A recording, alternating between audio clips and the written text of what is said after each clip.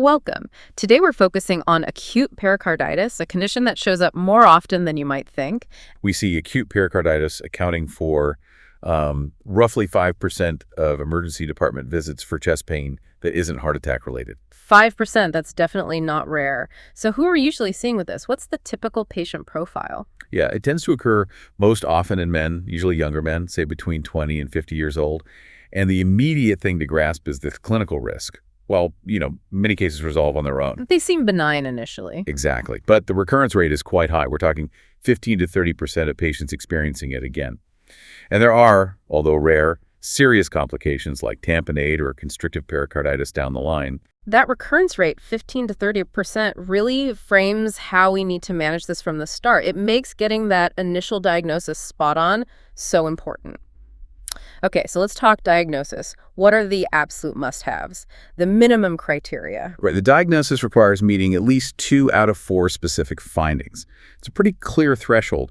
This helps make sure we're distinguishing it properly from, well, other things that cause chest pain. Okay, 2 out of 4. Let's break them down. Starting with the symptom that usually brings the patient in the pain. What's characteristic? So criterion 1 is that chest pain. It's typically sharp retrosternal.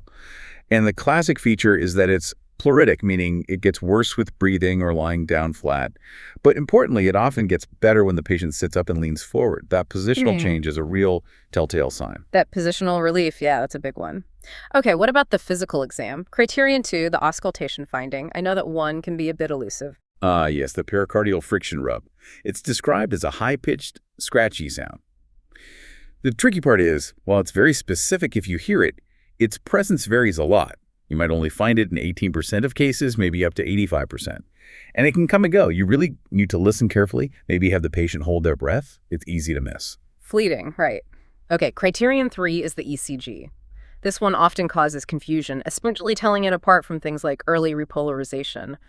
What are the key ECG changes we must identify? For the ECG, you're looking for widespread ST segment elevation, typically concave upward, like a smile. The absolute key differentiator from a myocardial infarction is the lack of reciprocal ST depression in other leads. Also, look very closely for PR segment depression. That finding is highly suggestive of pericardial inflammation affecting the atria. That distinction, widespread concave ST elevation without reciprocal changes, is crucial. Good point on the PR depression, too. What's the 4th and final diagnostic criterion? This one involves imaging, right? Correct.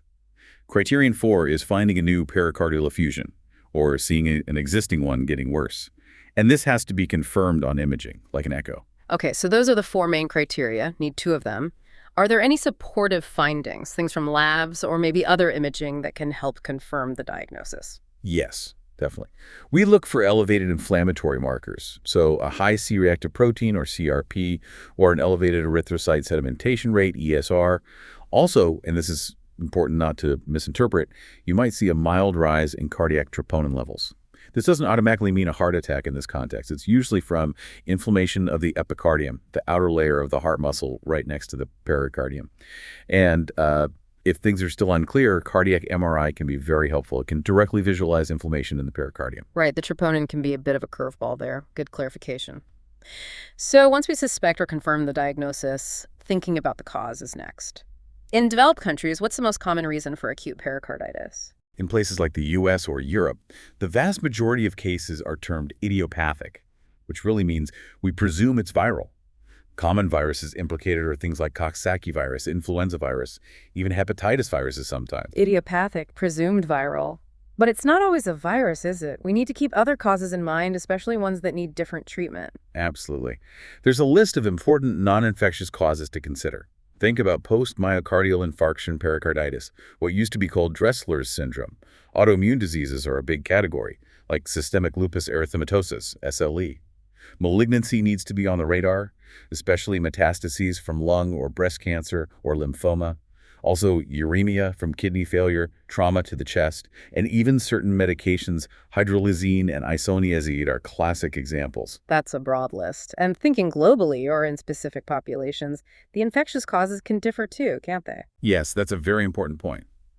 While viruses dominate in many developed nations, in other parts of the world, or in certain high-risk groups, infections like Mycobacterium tuberculosis become much more common causes. TB pericarditis is critical to identify because it behaves differently and carries a higher risk of developing into constrictive pericarditis if not treated appropriately. Screening is essential in the right context. Okay, vital distinction there. Let's circle back to the acute presentation. When you have a patient with confirmed pericarditis, what signs should make us worry? What are the red flags suggesting a more complicated course, maybe needing hospital admission? Right, the red flags signal higher risk. First, look for significant fever, say over 38 degrees Celsius or 100.4 Fahrenheit. The onset matters too. If the symptoms developed gradually over weeks, a subacute onset, that's more concerning than a sudden, sharp onset. What about findings on imaging or exam? Yes, a large pericardial effusion seen on echocardiogram, usually defined as greater than 20 millimeters of fluid, is a major red flag. And of course, any clinical signs suggesting cardiac tamponade. That means looking for low blood pressure, hypotension, distended neck veins, jugular venous distension, and maybe pulsus paradoxus, that drop in blood pressure with inhalation. One more key thing. If the patient doesn't start improving within about a week of starting standard therapy, that's a red flag too. It suggests maybe the diagnosis is wrong or it's a more severe or unusual cause. That's a clear set of warnings. These really guide whether the patient needs to come into the hospital. Okay, let's shift to management for an uncomplicated case. Given that high recurrence rate we talked about, 15–30%, what's the essential first-line treatment strategy? The standard of care is combination therapy right from the start. First-line treatment involves using a non-steroidal anti-inflammatory drug, an NSAID, plus colchicine. Using both together is key. Both, okay. Can you give us the specifics on the NSAID part, dosing and duration? Sure. A common choice is ibuprofen, usually dosed at 600 milligrams 3 times a day. You continue this for about 1 to 2 weeks, and then, importantly, you need to taper it slowly over another 1 to 2 weeks after the symptoms have completely gone away. Don't stop it abruptly. Got it. Tapering is important. Now, that second drug, colchicine, you said it's key for recurrence. How much does it help, and how long do patients need to take it? Colchicine makes a huge difference for recurrence. Studies show it reduces the risk by more than half, over 50%. The number needed to treat, the NNT, is really low, only 4, meaning you only need to treat 4 patients with colchicine to prevent 1 recurrence. It's very effective. Because the goal is preventing recurrence long-term, the standard duration of colchicine treatment is 3 months. 3 months. That's quite a commitment. Is the dosing straightforward? It's pretty straightforward, but it is weight-based, which is an important detail. For patients weighing less than 70 kilograms, the dose is 0.5 milligrams once a day. If the patient weighs 70 kilograms or more, the dose is 0.5 milligrams twice a day. Okay, 0.5 once daily under 70 kilos, twice daily if 70 kilos or more for 3 months, clear. Now, a common point of confusion, or maybe misused glucocorticoids, like prednisone, when should we actually consider using steroids, and when should we definitely not use them? This is a critical point. Glucocorticoids are strictly second-line therapy for idiopathic or viral pericarditis. They're reserved for specific situations. For example, if the pericarditis is clearly due to an underlying autoimmune disease, or if the patient absolutely cannot take NSAIDs and colchicine for some reason. Also, they might be considered in pregnancy, but generally only after 20 weeks gestation. So very limited indications. What's the big rule about using them first line? The rule is, do not use glucocorticoids as first-line treatment for typical acute pericarditis. There's good evidence showing that starting with steroids significantly increases the risk of the pericarditis coming back later. You might get quick symptom relief, but you're setting the patient up for recurrence. Right. Trading short-term gain for long-term pain, essentially. Avoid them initially. What if someone keeps having episodes despite the NSAIDs and the full course of colchicine? What options are left for those refractory recurrent cases? Yeah, for those challenging recurrent cases that don't respond well, we move to more specialized treatments. Biologic agents like anakinra, which targets interleukin-1, can be effective. And for patients who develop chronic inflammation or the really severe complication of constrictive pericarditis where the pericardium becomes scarred and stiff, the ultimate treatment might be surgical. That's pericardiectomy, removing the pericardium itself. Okay, anakinra or even surgery for the tough cases. Let's quickly define the timelines. How do we classify how long the disease lasts or if it comes back? We have a few terms based on timing.